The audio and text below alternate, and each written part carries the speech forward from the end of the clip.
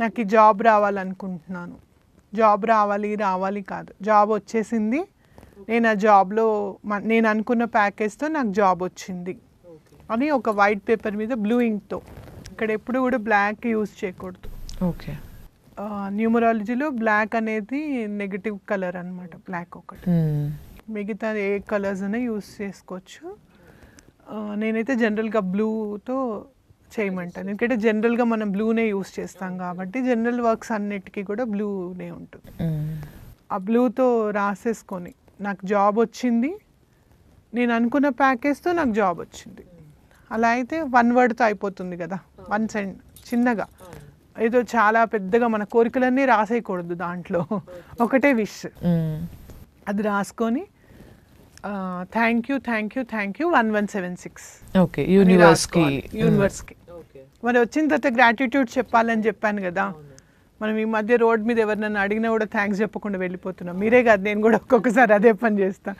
తీరా ముందుకు వెళ్ళిపోయిన తర్వాత అయ్యో థ్యాంక్స్ అన్న చెప్పలేదు అనుకోండి. అవును, అట్లా కంపల్సరీ థ్యాంక్స్ చెప్పాలి. థ్యాంక్ యూ 1176 అని చెప్పి తల కింద పెట్టుకోవాలి. ఓకే, తల కింద పెట్టుకొని ఇక పడుకోవడం అనమాట. మీరు అనుకున్న విష్ కంప్లీట్ అయ్యేదాకా కొంచెం టైం ఇవ్వాలి అంతే. అలా అని మీరు ఇంటర్వ్యూస్కి అటెండ్ అవ్వకండి, జాబ్ మీ ఇంటికే తలుపు కొడుతుంది అట్లా కాదు. మీ ఇంటర్వ్యూస్ అటెండ్ అవ్వాలి.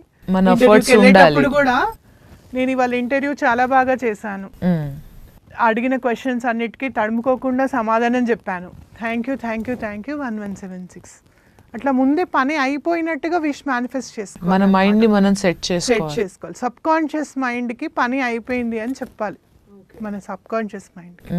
అప్పుడు తప్పకుండా వర్క్ అవుతుంది, ఆ విష్ కూడా మేనిఫెస్ట్ అవుతుంది.